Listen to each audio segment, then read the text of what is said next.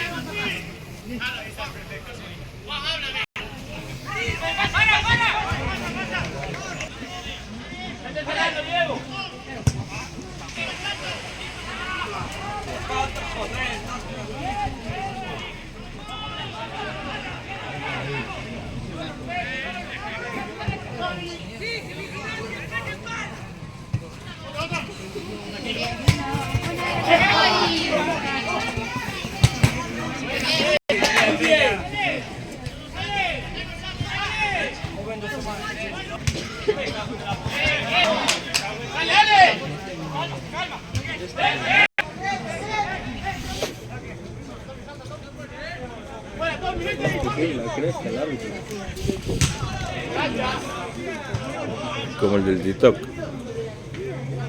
El tipo tenía una pistola de cristal en la cabeza.